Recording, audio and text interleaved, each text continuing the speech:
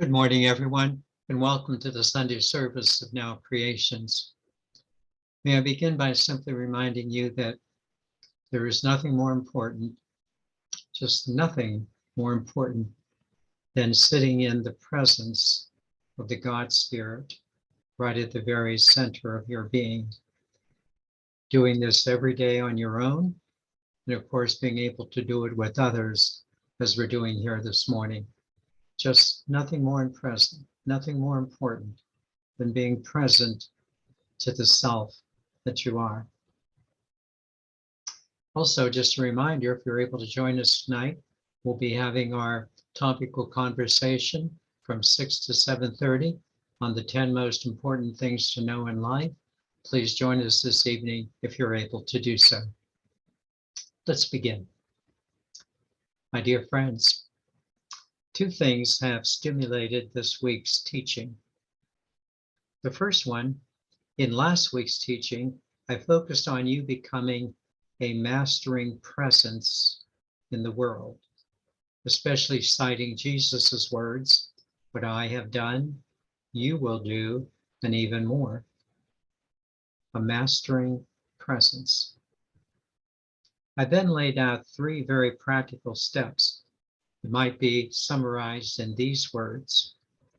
You are living in a coherent pattern of love, regardless of the chaos going on around you. You are in this coherent pattern of love. You're no longer entombed in worldly pursuits that leave you disappointed time after time. The second factor that lies at the basis of today's teaching was a discussion from one of our study groups. The book we were reviewing was channeled by Rasha and is entitled Oneness. We spent well over 2 hours discussing the energetic techniques that affect the vibration of the body at the cellular level, and which can detoxify the energies carried in our cellular memories. It was quite an interesting discussion, as you might imagine. Let me just repeat that. We spent over 2 hours discussing the energetic techniques that affect the vibrations of the body at the cellular level, and which can detoxify these energies in your cellular memories.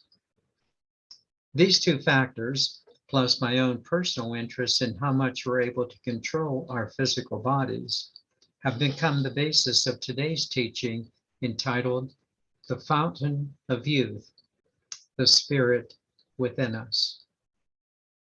What I will do after a brief introduction is to lay out the theory of body control, its problems, a possible solution, and then a beginning practice. This will be a heavy teaching today. You might want to take some notes, but we'll try to make it as simple as we can. Let's begin. First, a brief introduction. Although it is quite doubtful that Ponce de Leon, the explorer who led the first European expedition to Florida in the beginning of the 16th century, was searching for a fountain of youth, although such a fountain of youth became associated with his name. To say the least, people had been searching for such a fountain from the time of Jesus's use of the cup at the Last Supper in the legend of the Holy Grail. If they could just drink from it, marvelous powers would come from it, to modern day practices of using Botox. What would be more helpful, however, for us is for us today to lay out a theory that takes into consideration the energy in our physical bodies. And that's what I will do. I'll lay out a theory that perhaps might be helpful in understanding the energies of our body. In a big nutshell, such a theory is pretty well encapsulated in these words: everything is energy. Everything is energy. Although this phrase is glibly used by many, It certainly has a much scientific basis to it, a much accepted scientific basis. Even professionals distinguish the various types of energy that are involved, from nuclear energy to electrical energy to magnetic energy and solar energy and mechanical energy and physical energy and many more energies beyond my area of expertise. But what is interesting is that much of theory takes into consideration the non-physical energies of the mind, emotions, and the soul spirit. While this notion of the non-physical affecting the physical has always been given lip service in psychosomatic medicine, body-mind medicine, the relationship between the non-physical mind and the physical energies of the body. We have much more attention now, especially in the medical field, with the rise of alternative methods of healing, from Reiki to aromatherapy, under the banner of energy healing. I believe that we are on the cusp of understanding the relationship between our non-physical energies of the mind, emotions, and soul spirit to understanding their relationship to the physical energy of our bodies, how these two energies are connected and affect each other. It is this connection that is very interesting to me and forms the basis of today's teaching. So let me now address, first of all, the two basic problems of physical healing, a possible solution, and then a beginning practice to see what we might be able to do. First, two of the problems. There are two basic problems of physical healing. The first one is the major problem, but the second one is more problematic. I think you'll understand what I mean. The first problem of physical healing is that we do not think we are capable of doing so. We don't think we can physically heal. And it's usually based on one of the following three experiences. The first one starts in childhood, when a youngster gets a boo-boo and brings it to mommy or daddy, who will kiss it and make it instantly better. As dear as this scenario is, and we've all done it, we've had boo-boos and we have kissed boo-boos. As dear as this scenario is, it makes us begin to think that healing lies outside of ourselves.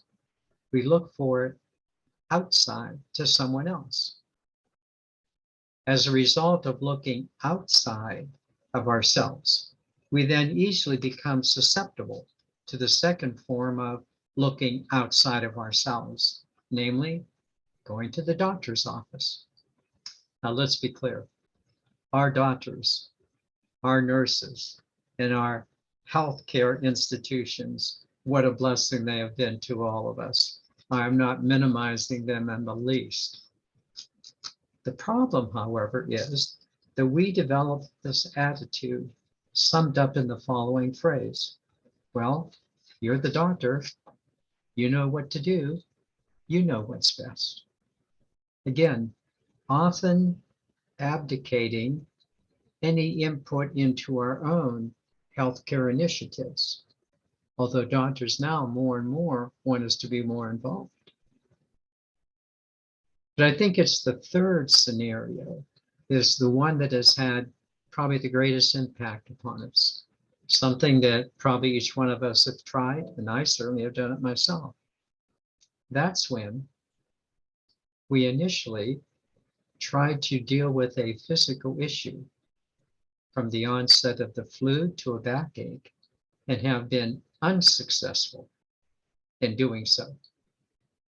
Having been unsuccessful in these smaller physical discomforts, we feel quite inept to deal with the three big ones of illness, aging, and death. While we would like to know more and do more, often we feel helpless and thus revert to our old practices of just accepting what we have to, doing the best we can, often perceived in this phrase, you'll just have to live with it. As I mentioned, the second problem is really more problematic. You'll see why as I present it. And that is, once again, we begin to look outside of ourselves for the fountain of youth in these two specific ways, both of which are eventually also unsuccessful. The first of the two ways seems to be the most logical, and that is the way of diet and exercise. One very understandably feels that if I watch what I eat and exercise regularly, that I'll be able to maintain a very healthy lifestyle. And while diet and exercise are very important, one realizes that they don't always work. As I found out when I had my own heart attack, and as the world witnessed in the case of the Buffalo Bills football player, Damar Hamlin, who collapsed on the field in the game with the Cincinnati Bengals. Moreover, we all seem to know someone who seems to have been healthy, and then are surprised that an adventure comes in their health that is somewhat destructive. And of course, one wonders why, because, well, gee, they seem so healthy. Let's continue. The second aspect of the problematic problem of physical well-being is even in a sense worse, because many more people are engaged in it. This second aspect also looks outside of ourselves, but not to diet and exercise, but rather to something that either hides or disguises physical aging.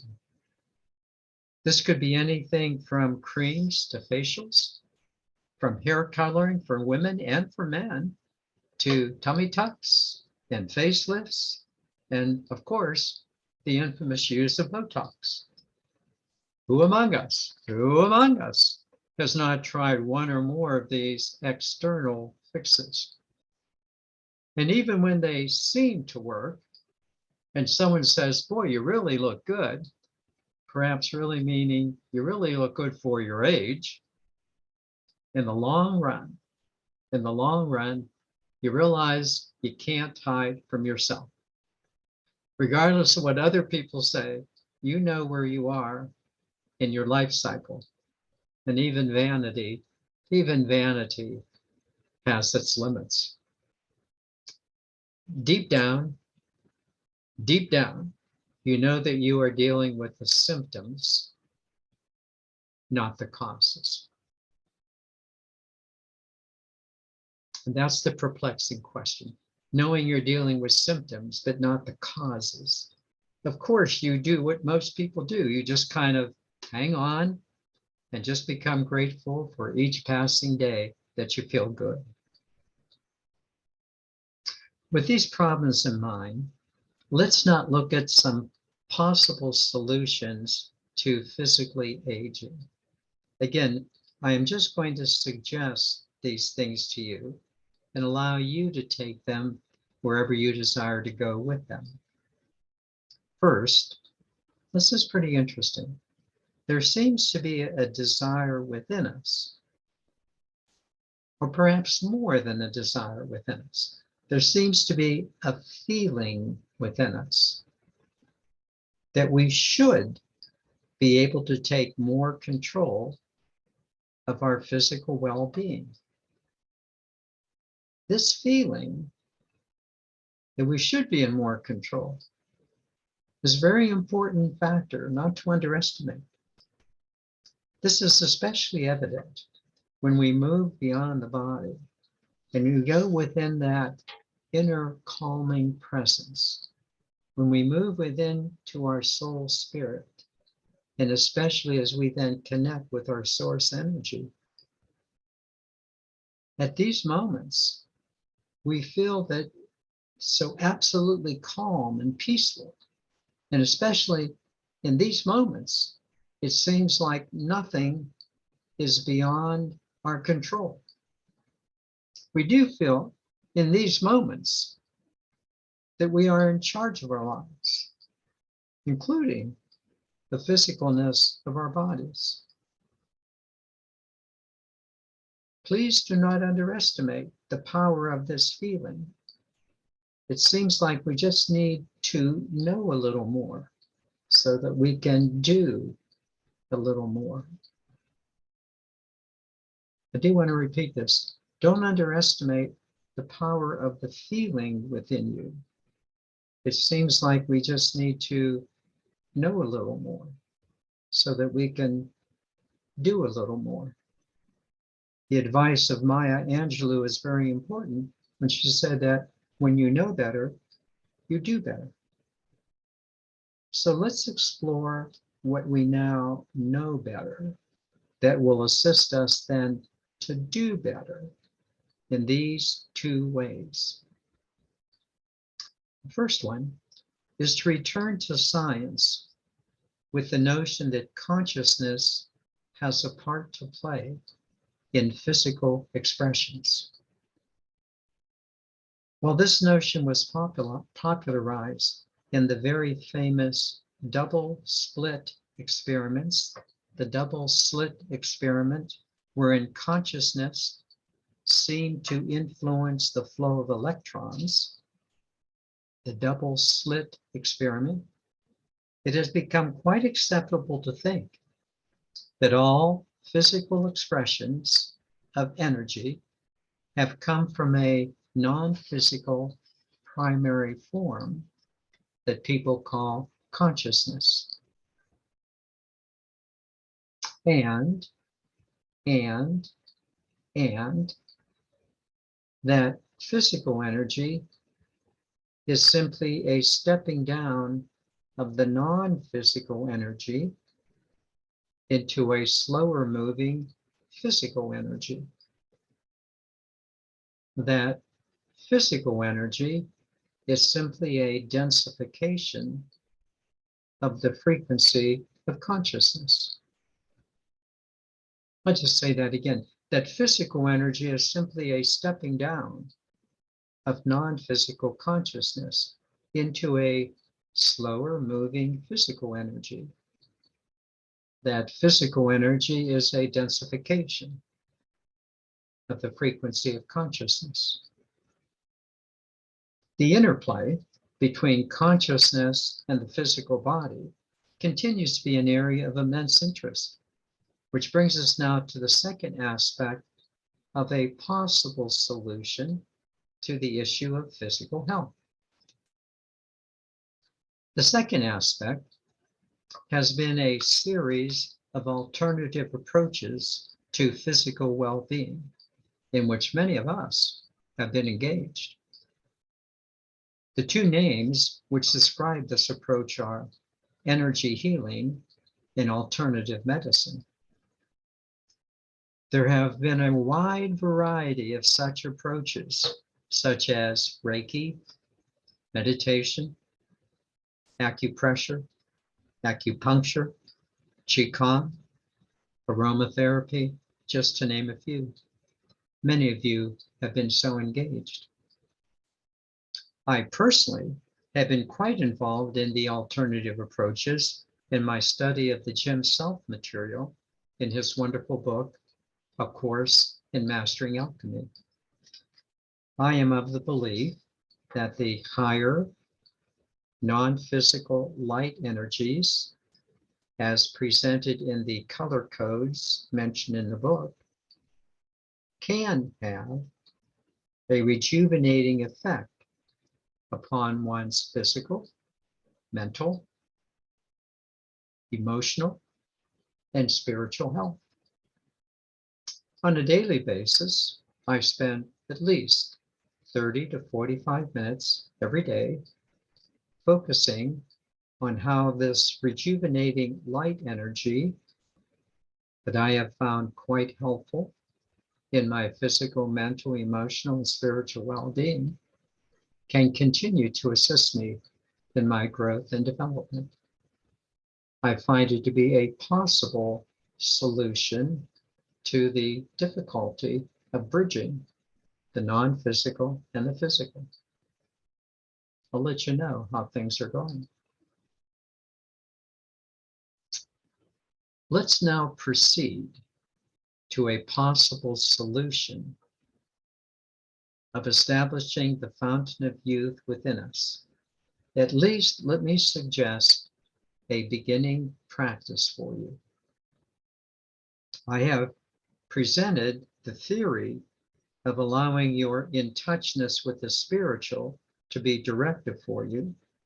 So let me now suggest the following 4 steps, and actually I'm going to add a 5th one, to restarting this practice. First, ponder this point. This is pretty important. If one of your kids came to you and asked for something important, would you ever do anything intentionally harmful to them? Would you do anything intentionally harmful to them? I don't think so. So then consider these words of Jesus in Matthew's Gospel. Would one of you hand his child a stone when he asks for a loaf of bread? Or a poisonous snake when he asks for a fish? So if you, with all your problems,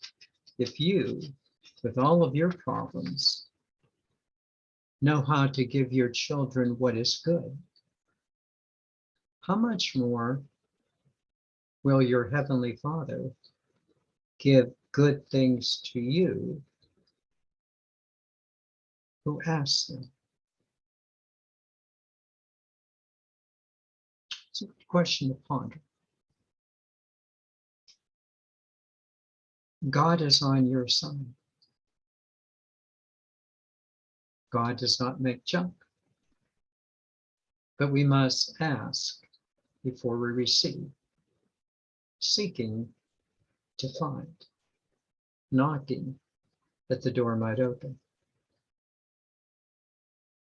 God wants to bless us. We just need to know how to do the approach. Secondly, in the midst of your day, think only thoughts of well-being.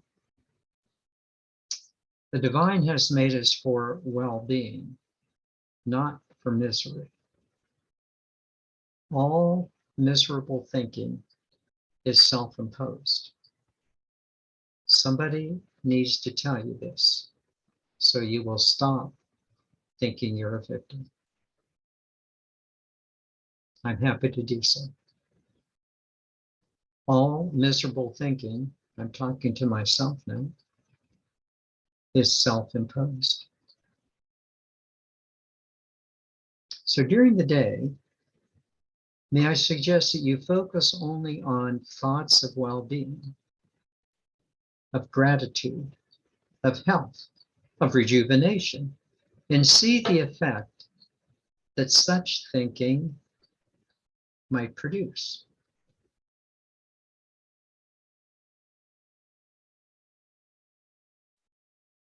Thirdly, you know what I'm going to say. Stop whining and complaining. This is not an easy thing to do. It's amazing how many times during the course of the day, when you want to think of thoughts of well-being, you start whining and complaining.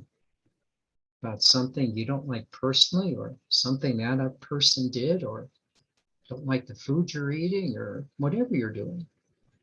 It's not an easy thing to stop whining and complaining.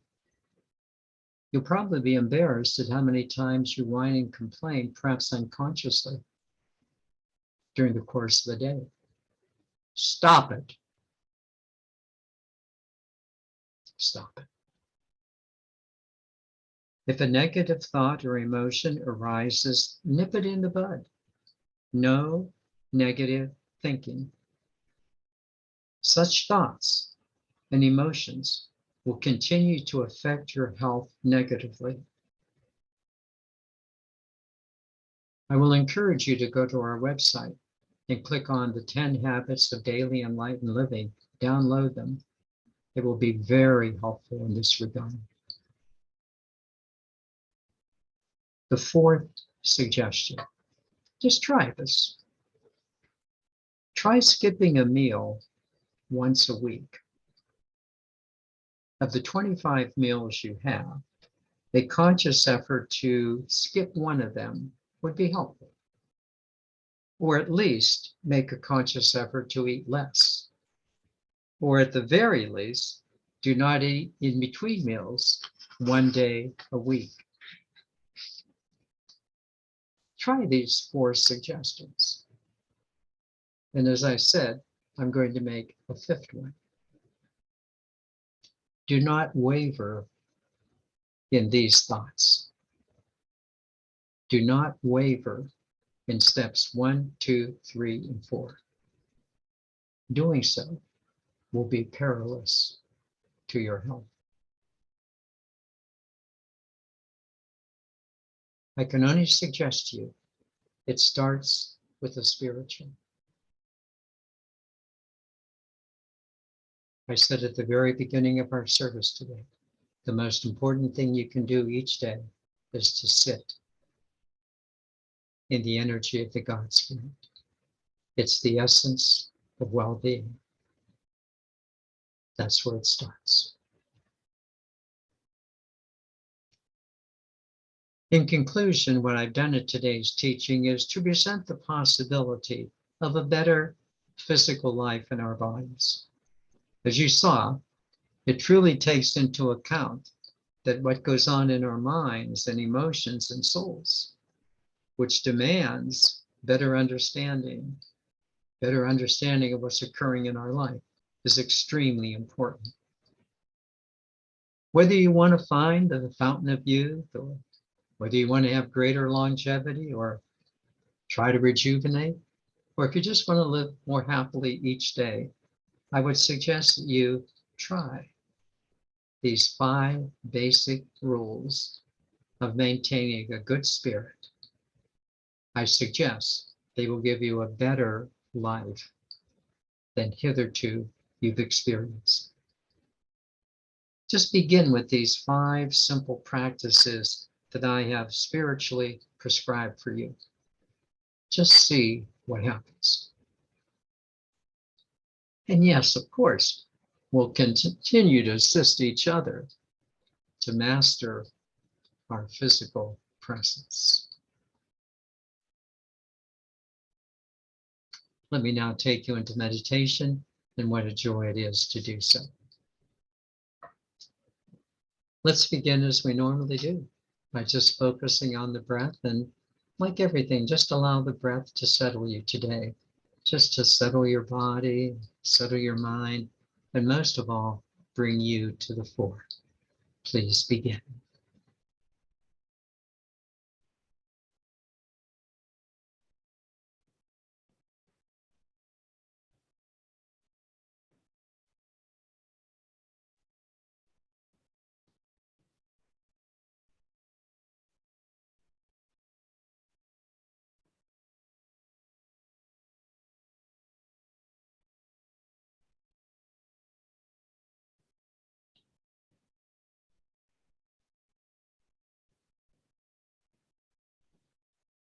Then would you just say to yourself, well, here I am.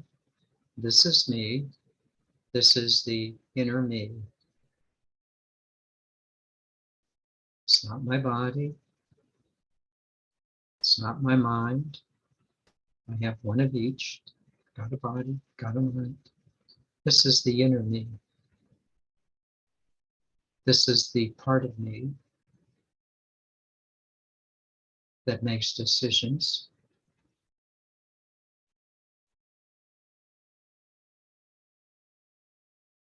That's very important. This is the part of me that makes decisions.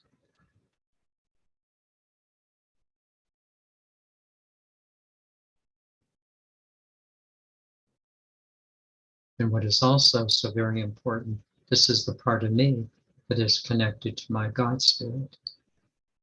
My goal is more and more to make decisions from my God spirit rather than from the dramas of life.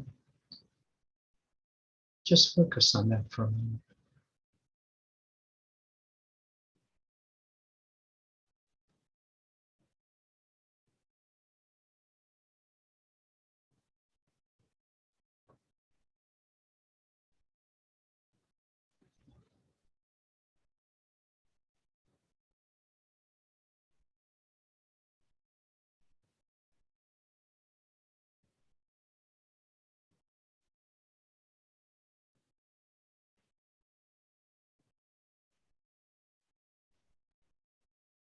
In this place in which you are consciously right now, would you just notice how calm you feel? Just really calm.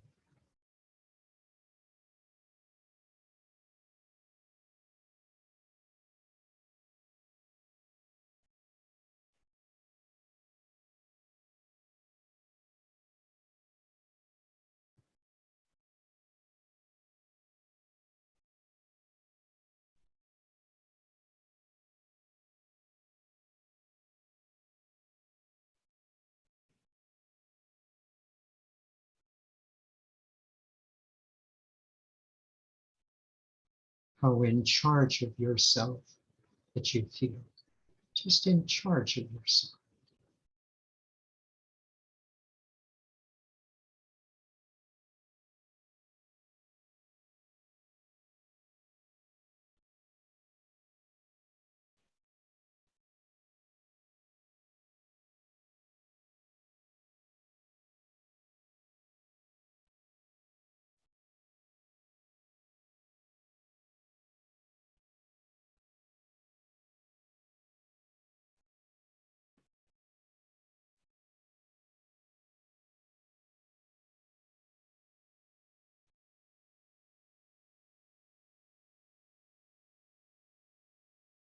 And dare I use the word, how invulnerable you feel in this energy.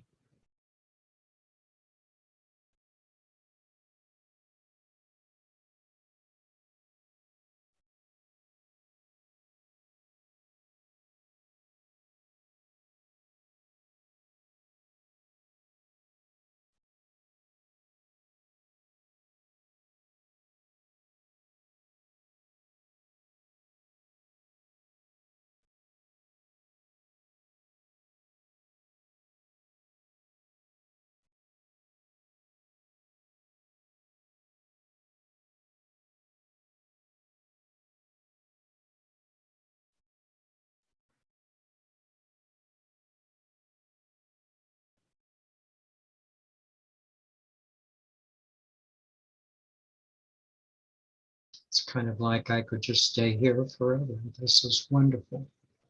And it is.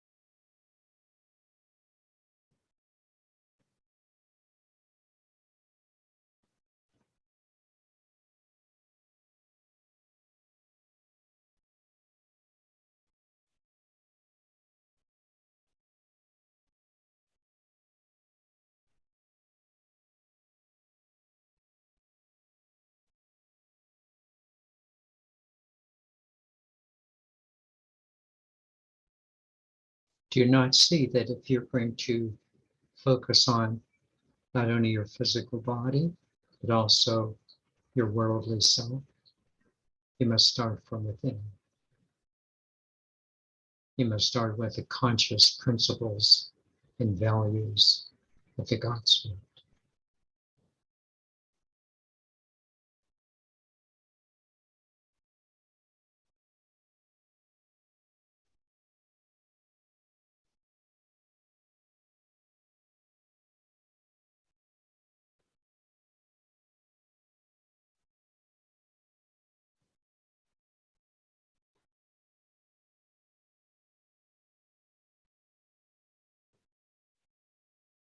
This is where you are powerful.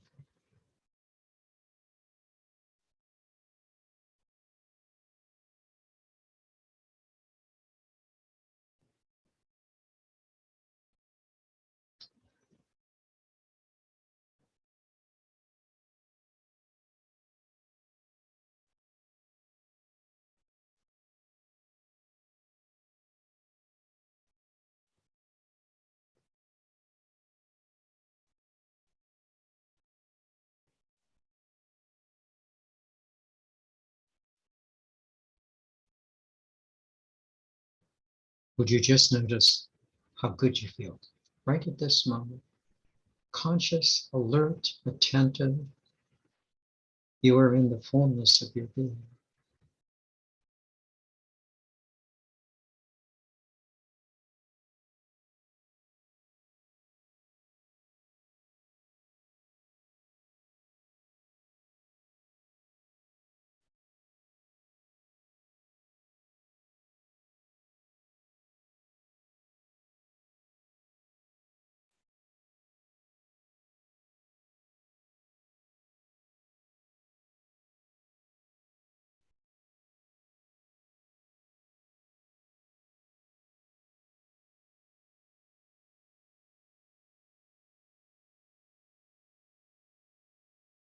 Now do you understand why I suggest you sit for 15, 20, 30 minutes each day, going within?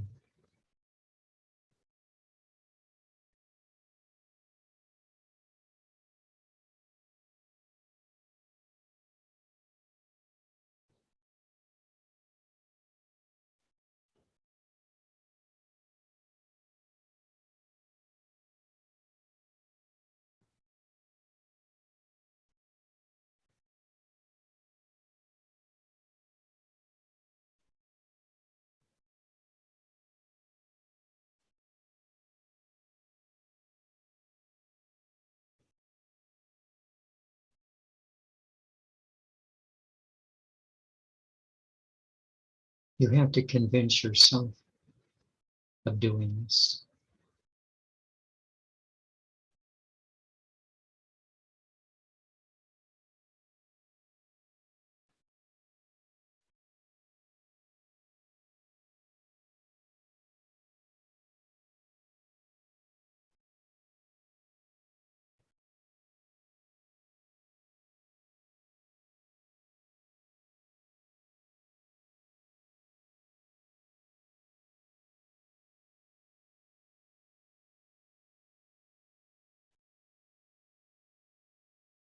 Would you notice again just how good you feel?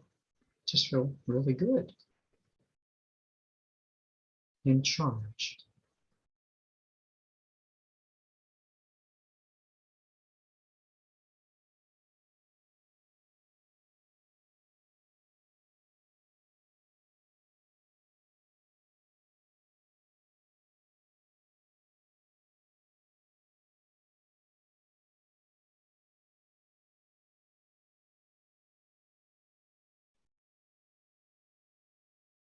While each one of you has your own soul agenda in dealing with your bodies,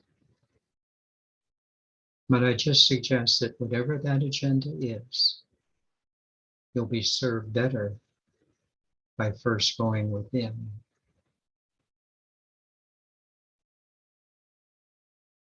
Be in touch with your soul spirit and allow that presence to be directive of what's going on with you. To understand this, go within.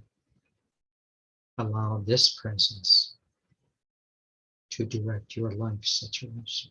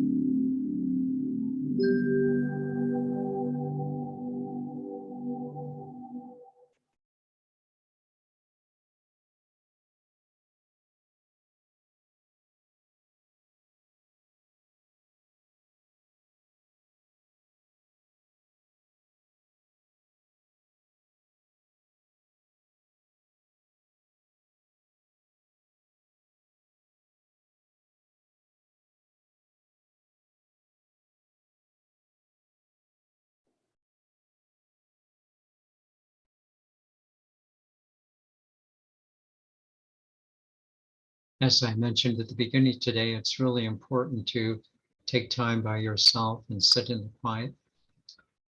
But it's really nice as well to come together with others, such as we're doing right here, right now. Supportively being in a spiritual community helps all of us, engenders that greater spirit, gives us that confidence we need. And may we just go forth confidently, becoming mastering presences here in the material realms. What fun, what joy, brings a smile. Namaste.